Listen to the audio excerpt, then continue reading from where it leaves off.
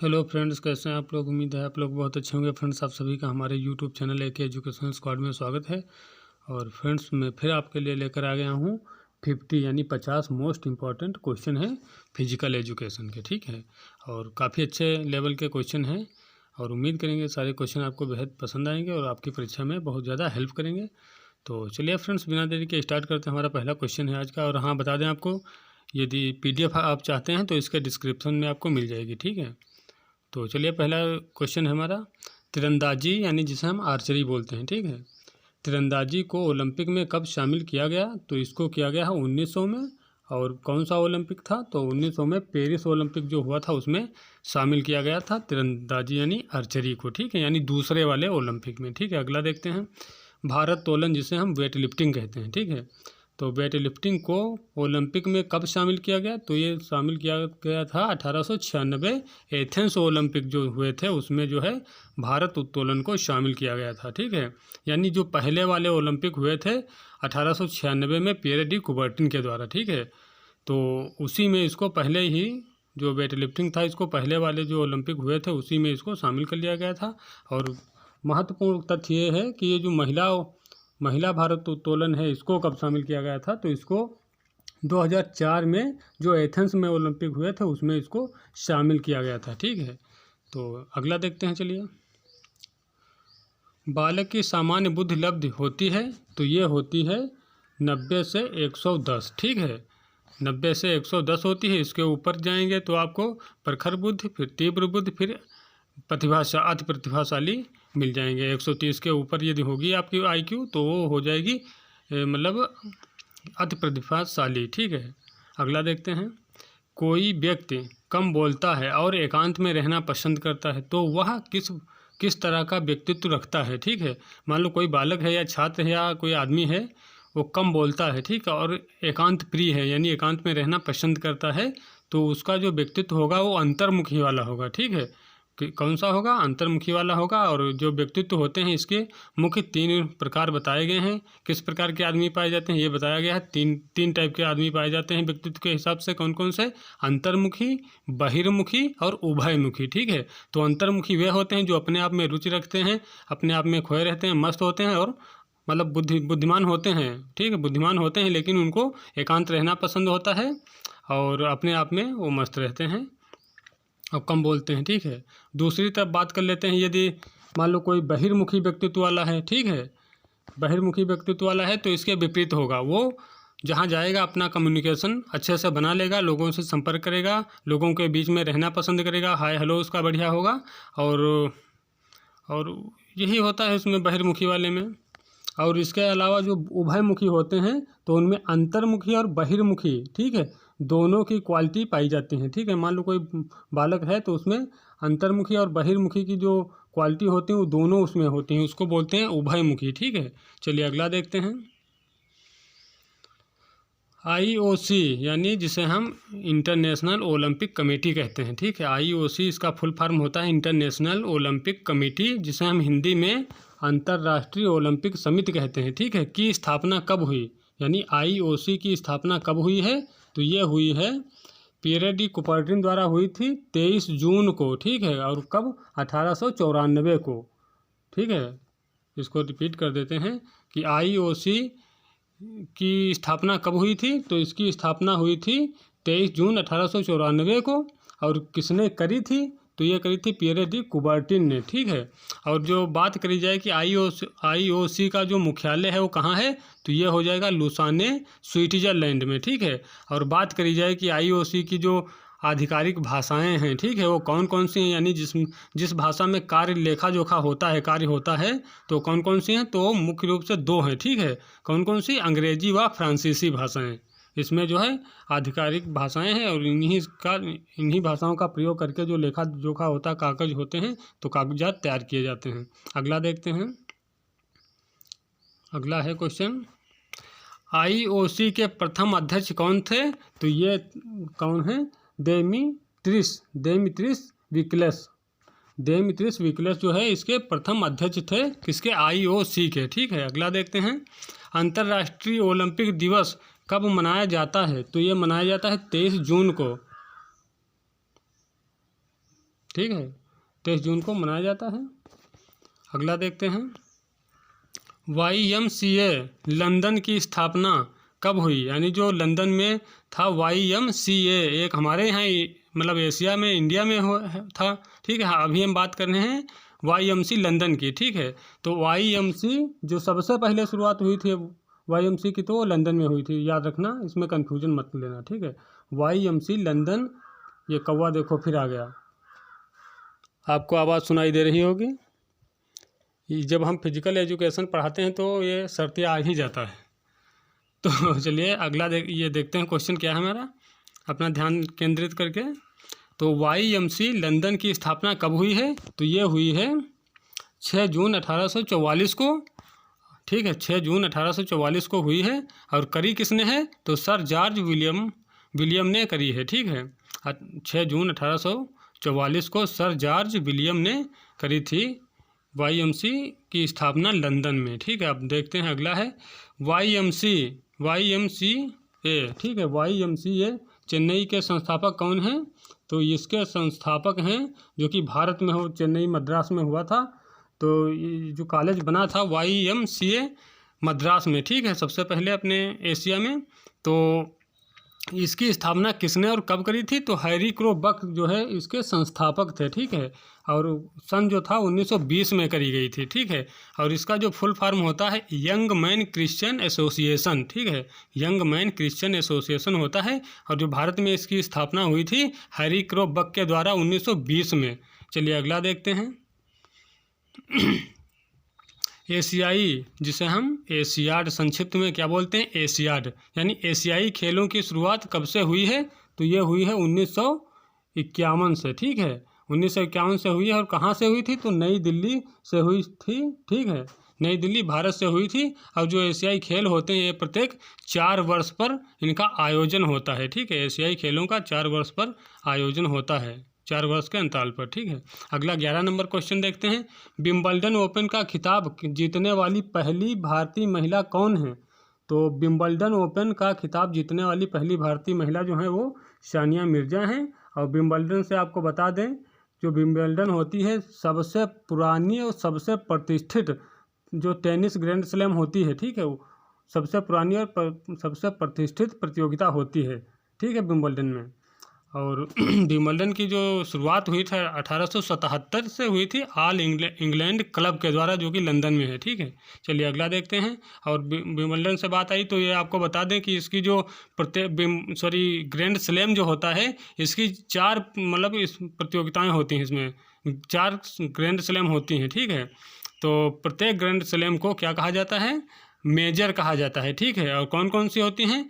तो ऑस्ट्रेलियन हो गई, फ्रेंच ओपन हो गई, विंबलडन ओपन हो गई और US ओपन हो गई। ठीक है, 4 होती हैं। तो ग्रैंड स्लैम कितनी होती हैं? 4 होती हैं। और क्वेश्चन आता है कि ग्रैंड स्लैम प्रतियोगिता या टूर्नामेंट किस खेल से जुड़ा होता है? तो इसमें टेनिस खेल होता है ग्रैंड स्लैम में। ठीक है, और सबसे प्राचीन जो होती है वो होती है विंबलडन। और पूछ लेता है कि सबसे युवा यानी सबसे जल्दी कौन सी प्रतियोगी ग्रैंड स्लैम बनी है? तो सबसे युवा ग्रैंड स्लैम है वो ऑस्ट्रेलियन ओपन होती है। ठीक है, अगला देखते हैं, प्रश्न नंबर 12, क्रिकेट का प्रथम अर्जुन अवार्डी कौन है? ठीक है, क्रिकेट का प्रथम अर्जुन अवार्डी यानी कहने का मतलब ये है कि क्रिकेट का प्रथम अर्जुन अवार्ड प्राप्त करने वाला व्यक्ति कौन है या खिलाड़ी कौन है क्रिकेट का?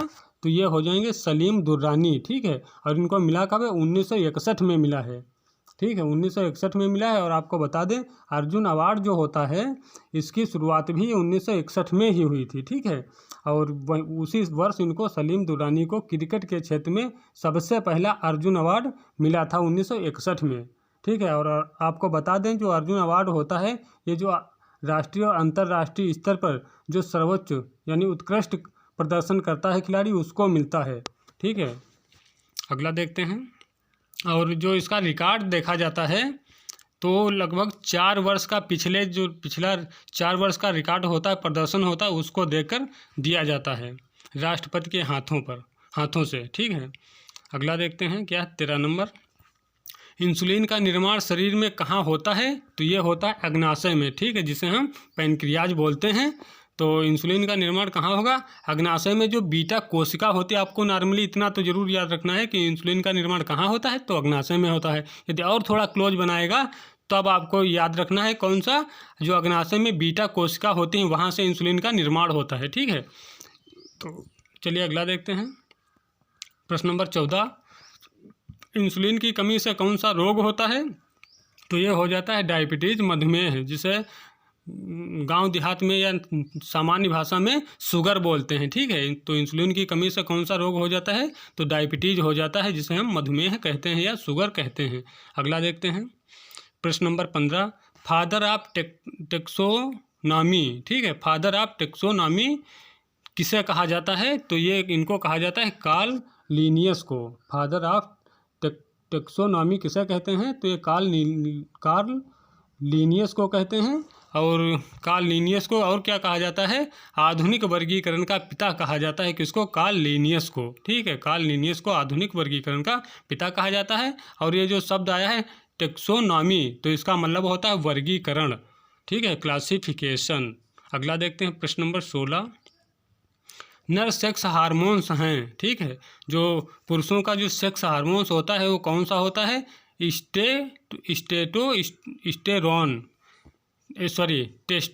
टेस्टोस्टेरोन होता है। ठीक है, टेस्टोस्टेरोन जो होता है नर सेक्स हार्मोन्स होता है। और इसमें होता क्या है? जो सेक्स संबंधी लक्षण होते हैं, ठीक है, जो सेक्स संबंधी लक्षण होते हैं उनको ये विकसित करता है हार्मोन्स। यानी जो हमारा जो पुरुष में जो सेक्सुअल एक्टिविटीज होता है तो उसमें बहुत ही ज़्यादा हेल्पफुल होता है। कौन सा हार्मोन्स? टेस्टोस्टेरोन। ठीक है, ये मतलब हार्मोन्स होता है। और इसका जो निर्माण होता है वो हमारे टेस्टिस में होता है, जिन्हें हम वृषण बोलते हैं। ठीक है, तो इनसे क्या होता है? इस हार्मोन से सेक्स संबंधी लक्षणों का विकास होता है। अगला देखते हैं। प्रश्न नंबर 17 है, तरण ताल, जिसे हम स्विमिंग पूल कहते हैं। ठीक है, यानी तरण यानी स्विमिंग पूल के जल का तापमान कितना होना चाहिए? ठीक है, तो ये जो स्टैंडर्ड मानक होता है, यानी इसका तापमान का वो कितना है? 25 से 28 डिग्री सेल्सियस होना चाहिए। ठीक है, स्विमिंग पूल के जल का तापमान कितना होना चाहिए? 25 से 28 डिग्री सेल्सियस होना चाहिए। अगला देखते हैं। तैराकी को ओलंपिक में कब शामिल किया गया? तो ये पहले वाले जो ओलंपिक हुए थे, ठीक है, आधुनिक ओलंपिक जो पहले वाले 1896 में हुए थे पीरेडी कुबर्टिन के द्वारा, उसी में पहले वाले ओलंपिक में साथ ही में इसको मेंशन कर लिया गया था, शामिल कर लिया गया था। ठीक है, तो तैराकी को ओलंपिक में 1896 एथेंस में जो हुए थे ओलंपिक, उसी में इसको शामिल किया गया था। बात करें महिला की, ठीक है, तो ये ज़्यादा महत्वपूर्ण है। महिला तैराकी को ओलंपिक में कब शामिल किया गया? तो 1912 स्टॉकहोम ओलंपिक में शामिल किया गया था। प्रश्न नंबर 19, वुमेन टेनिस एसोसिएशन का खिताब जीतने वाली पहली भारतीय महिला कौन थी? ठीक है, तो ये हो जाएंगी सानिया मिर्जा। रिपीट कर देता हूँ, वुमेन टेनिस एसोसिएशन का खिताब जीतने वाली पहली भारतीय महिला कौन थी? तो ये सानिया मिर्जा हो जाएंगी। प्रश्न नंबर 20, एशेज क्रिकेट श्रृंखला किन दो देशों के बीच खेली जाती है? तो ये खेली जाती है ऑस्ट्रेलिया और इंग्लैंड के बीच। ठीक है, जो एशेज क्रिकेट श्रृंखला होती है ये किन दो देशों के बीच खेली जाती है? तो ऑस्ट्रेलिया और इंग्लैंड के बीच खेली जाती है। प्रश्न नंबर 21 देख लेते हैं। कोशिका की आत्महत्या की थैली, ठीक है, कोशिका की आत्महत्या की थैली किसे कहा जाता है? तो ये कहा जाता है लाइसोसोम को। अगला देखते हैं। डीएनए की खोज सर्वप्रथम किसने की थी? तो डीएनए की खोज करी थी जोहान फ्रेडरिक मिशर ने। ठीक है, कब करी थी? 1869 में। जोहान फ्रेडरिक मिशर 1869 में करी थी किसकी? डीएनए की खोज। अगला देखते हैं। शरीर की दूसरी सबसे बड़ी हड्डी कौन होती है? तो ये होती है टीबिया। ठीक है, ये पाई कहाँ जाती है? ये जो जांघ की हड्डी होती है हमारी, फीमर। ठीक है, फीमर जिसे हम उरु अस्थि बोलते हैं, ये हो गई। तो इसके जो नीचे की हड्डी होती है, ठीक है, इसके नीचे एक पटेला छोटी सी होती है घुटने की। ठीक है, फिर उसके नीचे जो होती है घुटने से पंजे तक, ये लंबी सी होती है, घुटने से पंजे तक जो होती है ये शरीर की सबसे बड़ी हड्डी होती है। ठीक है, तो ये टीबिया जो हड्डी होती है घुटने से पंजा, जो पैर का पंजा होता है वहाँ तक होती है। और इसी में एक और हड्डी होती है जो टीबिया की सहायक हड्डी बोली जाती है, फीबुला। ठीक है, जो मुख्य हड्डी होती है वो टीबिया होती है और जो टीबिया हड्डी की सहायक होती है वो फीबुला होती है। ठीक है, और सबसे चमकीली हड्डी की बात करी जाए तो सबसे चमकीली हड्डी होती है टिबिया ही, ठीक है। और जो घुटने पे वो जो कटोरी टाइप से तैरती हुई रहती है वो पटेला होती है, और इसी में साइनोवियल द्रव पाया जाता है। और गठिया रोग इसी में हो जाता है घुटने में, जो कि यूरिक एसिड की बढ़ने से, ठीक है, यूरिक एसिड के बढ़ने से और साइनोवियल जो द्रव होता है उसकी मतलब कमी हो जाती है। और जो फीमर अस्थि होती है ये हमारी जांघ की, थाई की जो होती है हड्डी उसको फीमर अस्थि बोलते हैं, हिंदी में उरु अस्थि बोलते हैं, ठीक है। अगला देखते हैं प्रश्न नंबर 24। राष्ट्रमंडल खेलों की शुरुआत कब हुई? तो ये हुई है 1930 से, ठीक है। और कहाँ से? हैमिल्टन कनाडा से हुई है। अगला देखते हैं प्रोजेस्टेरॉन और एस्ट्रोजन हार्मोन्स का संबंध किससे है? यानी रिपीट कर देते हैं, प्रोजेस्टेरॉन व एस्ट्रोजन हार्मोन्स का संबंध किससे है? तो ये मादा जनन तंत्र से है, ठीक है। मादा जनन, जो महिलाओं में जनन तंत्र होता है, ठीक है, महिलाओं में जो जनन तंत्र होता है तो उससे संबंधित होता है, ठीक है। ये महिलाओं के लिए होता है, ठीक है। कौन सा?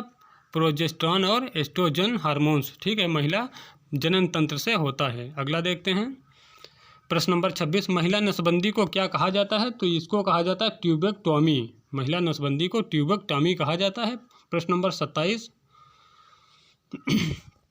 पुरुष नसबंदी, जिसे हम बंधियाकरण बोलते हैं, जिसको हम गांव में देखा होगा, आपने नोटिस किया होगा, ये गांव में रहते हैं तो आपको पता होगा बंधियाकरण गांव में ऐसे कहते हैं बधिया, ठीक है, बधिया करवा दो। उनका जो बोलने का तरीका होता है थोड़ा अपनी लैंग्वेज में वो लोग बोलते हैं, क्योंकि वो इतना ज़्यादा नॉलेज नहीं होता है गांव वाले लोगों को, जो पढ़े लिखे नहीं होते उनकी हम बात कर रहे हैं, ठीक है। तो बाकी जो पढ़े लिखे होते हैं उनको तो सब कुछ पता ही होता है। तो ये जो शब्द है तो इसको वो कहते हैं बधिया, ठीक है। जानवर को जैसे आपने देखा होगा, एक होता है सांड, एक होता है बैल, ये दोनों जो है गाय की संतान होती हैं, ठीक है। लेकिन एक बधिया कर दिया जाता है तो बैल बन जाता है, ठीक है। जिसे नहीं बधिया किया जाता है वो क्या होता है? वो सांड बन जाता है, ठीक है। तो यही हाल इसमें है, बस फ़र्क इतना होता है, ठीक है, फ़र्क इतना होता है कि जो बंध्याकरण होता है, जो पुरुष में बंध्याकरण किया जाता है, इसमें क्या होता है कि जो टेस्टिस होती हैं, ठीक है, जो टेस्टिस होती हैं वहाँ पे जो एक शुक्राणु नली होती है, ठीक है, उस नली को काट कर उसमें जो है उसको काट कर उसमें बांध दिया जाता है नली को, ठीक है। यानी उस नली को जिसमें से शुक्राणु निकलते हैं, आते हैं, उसको अवरोध कर दिया जाता है, उसको बांध दिया जाता है, ताकि जो शुक्राणु है वो जो लिंग होता है, पेनिस होता है, वहाँ तक ना जा पाएँ, ठीक है। तो ये होता है पुरुष में बंध्याकरण। और जो जानवर में जो बंध्याकरण करते हैं तो उसमें क्या करते हैं, उसकी वो टेस्टिस जो होती है, वृषण जिसे बोलते हैं, उसको ही निकाल देते हैं, ठीक है। तो वो जिस मान लो जो गाय का बछड़ा है उसका यदि बंध्याकरण कर दिया गया तो उसमें वो क्या करते हैं, उसकी जो टेस्टिस होते हैं, वृषण होते हैं, उनको ही निकाल देते हैं, ठीक है। तो वो बन जाता है बैल, और जिसका नहीं बंध्याकरण करते हैं वो बन जाता है सांड, ठीक है। तो चलिए, उम्मीद करते हैं समझ में आया होगा। तो हमारा क्वेश्चन क्या था, आते हैं अपने क्वेश्चन पे। पुरुष नसबंदी को क्या कहा जाता है? तो वैक्सोटॉमी कहते हैं, ठीक है। और उसमें होता का पुरुषों की जो शुक्राणु नलिका होती है उसको काट कर बांध दिया जाता है, ताकि शुक्राणु जो है आगे तक ना, इस जो है लिंग है वहाँ तक ना पहुँचे। अगला और बात करें कि जो चलो अब नहीं ज़्यादा बात करेंगे, टाइम बहुत हो रहा है इसमें। अगला देखते हैं, एशियाई खेलों में स्वर्ण पदक जीतने वाली पहली महिला भारतीय कौन है? ठीक है, एशियाई खेलों में स्वर्ण पदक जीतने वाली पहली भारतीय महिला कौन है? तो ये थी कमलजीत संधू, जो कि पंजाब राज्य से मतलब रहने वाली हैं, पंजाब राज्य की। और इन्होंने स्वर्ण पदक कब जीता है? तो 1970 के बैंकॉक एशियाड खेल में इन्होंने 400 मीटर दौड़ में स्वर्ण पदक जीता था, ठीक है। 1970 में जो बैंकॉक एशियाई खेल हुए थे, ठीक है, 1970 में जो बैंकॉक में एशियाई खेल हुए थे उसमें जो है 400 मीटर में इन्होंने स्वर्ण पदक भारत के लिए सबसे पहले जीता था एशियाई खेलों में। अगला देखते हैं डबल फॉल्ट शब्द किस खेल से संबंधित है? तो ये टेनिस खेल से संबंधित है, ठीक है। बात करी जाए कि टेनिस में प्लेयर कितने होते हैं, तो टेनिस में जो खिलाड़ी होते हैं वो 1 या 2 होते हैं, ठीक है। यहाँ पे एक का मतलब ये होगा यदि अब जब सिंगल स्पर्धा होगी, ठीक है, तब क्या होगा, एक प्लेयर, एक पक्ष में एक प्लेयर होगा, ठीक है। दो पक्ष होते हैं, यानी एक नेट के इधर होगा, एक उधर होगा, तो एक पक्ष में एक खिलाड़ी होगा एकल में, ठीक है। जब युगल की यानी डबल्स की बात करी जाए तो दो प्लेयर इधर होंगे, 2 उधर होंगे, ठीक है। तो एक पक्ष में एक खिलाड़ी, या युगल का सिंगल का होगा तो एक खिलाड़ी एक पक्ष में, डबल का होगा तो 2 खिलाड़ी एक पक्ष में होंगे, ठीक है। अगला देखते हैं, एक परिस्थिति में, ये प्रश्न नंबर 30 है, इसको ध्यान से थोड़ा पढ़िएगा, ठीक है। एक परिस्थिति में सीखे गए ज्ञान को किसी अन्य परिस्थिति में प्रयोग कर लेना क्या कहलाता है? कहने का मतलब ये है कि एक परिस्थिति में सीखे गए ज्ञान को किसी अन्य परिस्थिति में प्रयोग कर लेना क्या कहलाता है? तो ये कहलाता है अधिगम स्थानांतरण, ठीक है। क्या कहलाएगा? अधिगम स्थानांतरण कहलाता है। और बात करें अधिगम स्थानांतरण की, तो आपको हम थोड़ा इजी भाषा में बताते हैं। जैसे मान लो कोई आदमी है, वो कार चला लेता है, ठीक है। मान लो आप कार चला लेते हैं, ठीक है, 4 पहिया वाहन कार है, और फिर उसके बाद आप मतलब ट्रक चलाएं, ठीक है, ट्रक चलाएं, तो ये जो आपका जो ज्ञान है, कार चलाने का जो नॉलेज है, सीखा है जो आपने, इसका प्रयोग यदि आप उसमें ट्रक चलाने में इस्तेमाल कर लेते हैं और काफ़ी हद तक उसमें सफल रहते हैं, तो क्या हो जाएगा? वो अधिगम स्थानांतरण हो जाएगा, ठीक है।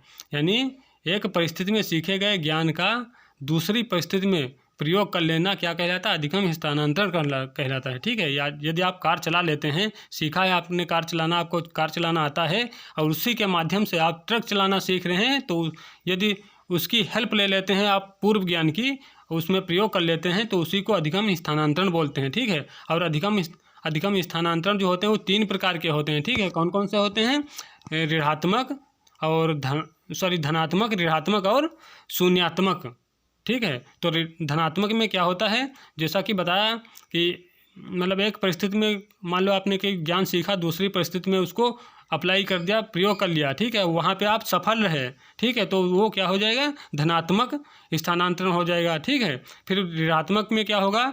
यदि आपने मान लो कार चलाना सीखा है, ठीक है, कार चलाना सीखा है और फिर ट्रक चलाना सीख रहे हैं, और उसमें ट्रक चला रहे हैं, उसमें कोई उसका फ़ायदा नहीं हो रहा है, ठीक है, फ़ायदा नहीं हो रहा है, तो वो ऋणात्मक अधिगम स्थानांतरण हो जाएगा, ठीक है। उसके बाद शून्यात्मक ये होता है कि ये जो ऋणात्मक होता है, इसमें क्या होता है कि आप ट्रक चलाना सीख रहे हैं, तो ऋणात्मक में ना तो आप मतलब वो फ़ायदा नहीं हुआ, लेकिन उसमें क्या हो, बाधा बन रही है, ठीक है, उसको ट्रक चलाने में बाधा बन रही है, तो उस कंडीशन में आपको ऋणात्मक हो जाएगा। अब बात करें शून्यात्मक की, तो उसमें ना तो आपको पूर्व ज्ञान से कोई फ़ायदा मिल रहा है, ना ही नुकसान हो रहा है, ठीक है, तो उस कंडीशन में शून्यात्मक स्थानांतरण हो जाएगा, ठीक है। आपको प्रकार याद रखने हैं कौन कौन से, जो अधिगम के 3 प्रकार हैं, ऋणात्मक, धनात्मक और शून्यात्मक। चलिए अगला देखते हैं। रोरसा सही धब्बा परीक्षण के प्रतिपादक थे, तो ये हरमन रोरसा हो जाएंगे, ठीक है। अगला देखते हैं प्रश्न नंबर 32। विटामिन ई की कमी से कौन सा रोग होता है? तो ये इसमें रोग हो जाएगा जनन क्षमता कम होना, ठीक है, जिसे हम साधारण शब्दों में कहें तो बांझपन, ठीक है। और जो विटामिन ई जो होता है, इसका जो रासायनिक नाम होता है तो टोकोफेराल नाम होता है इसका, ठीक है, याद रखना। क्या नाम होता है विटामिन ई का रासायनिक नाम? टोकोफेराल, ठीक है। और विटामिन ई की कमी से कौन सा रोग होगा? जनन क्षमता कम हो जाना, यानी बांझपन हो जाना, ठीक है, यानी बच्चे पैदा करने की जो शक्ति होती है वो कम पड़ जाती है इसमें। अगला देखते हैं। वाटर पोलो को ओलंपिक में कब शामिल किया गया? तो ये 1900 पेरिस में शामिल किया गया था, ठीक है। वाटर पोलो को ओलंपिक में कब शामिल किया गया? तो 1900 में शामिल किया गया था, जो कि पेरिस ओलंपिक हुए थे 1900 में, ठीक है। अब बात करी जाए वाटर पोलो महिला वाटर पोलो की, ठीक है, महिला वाटर पोलो की बात करी जाए तो इसको कब शामिल किया गया था? तो 2000 सिडनी ओलंपिक में, ठीक है, सन 2000 सिडनी ओलंपिक में महिला वाटर पोलो को शामिल किया गया था। अगला देखते हैं प्रश्न नंबर 34। ओलंपिक का आदर्श वाक्य किसने दिया है? ठीक है, ओलंपिक का जो आदर्श वाक्य है उसको किसने दिया है? तो उसको फादर हेनरी डिडान ने दिया था, ठीक है, किसने? फादर हेनरी डिडान ने दिया था, जो कि पियरे डी कुबर्टिन के बहुत अच्छे मित्र थे। कौन? फादर हेनरी डिडान, ठीक है, जो पियरे डी कुबर्टिन थे और फादर हेनरी डिडान थे, ये बहुत अच्छे दोस्त थे, ठीक है। तो ये जो शब्द थे कौन कौन से, जो इसका वाक्य है, सिटियस आल्टियस फार्टियस, ठीक है, ये शब्द किसके थे? फादर हेनरी डिडान के थे, ठीक है। तो जो पियरे डी कुबर्टिन थे उन्होंने फादर हेनरी डिडान से मतलब ये शब्द लिए थे, ये मान लो कि उधार लिए थे शब्द, ठीक है। तो ये शब्द किसके हैं? फादर हेनरी डिडान के हैं। और किसने लिया था? तो पियरे डी कुबर्टिन ने लिया था, किससे? मतलब फादर हेनरी डिडान से, ठीक है। और इसका जो शब्द होता है, ये वाक्य जो होता है कौन सा? सिटियस आल्टियस और फार्टियस, ठीक है। तो सिटियस का मतलब होता है, मतलब सिटियस मतलब तेज, यानी तेज होता है, और जो आल्टियस होता है इसका मतलब होता है ऊंचा, उच्चतर, और जो फार्टियस होता है इसका मतलब होता है कि मतलब बलवान। और इसमें एक और शब्द जोड़ दिया गया है, कौन सा? कम्यूनिटर। ठीक है, कौन सा? कम्यूनिटर शब्द जोड़ दिया गया है। ठीक है, तो अब इसका क्या मतलब हो जाता है? ये हो जाएगा सिटियस, आल्टियस और फार्टियस, और क्या हो जाएगा? कम्यूनिटर। ठीक है, तो इसका मतलब होता है, मतलब इसका मतलब हो जाता है तेज, इसका मतलब हो जाता है आल्टियस मतलब ऊंचा, इसका मतलब हो जाता है ये का कि फार्टियस मतलब बलवान, और इसका मतलब हो जाता है कम्यूनिटर का टूगेदर यानी साथ साथ। ठीक है, तो अगला देखते हैं। अगला क्या है हमारा प्रश्न?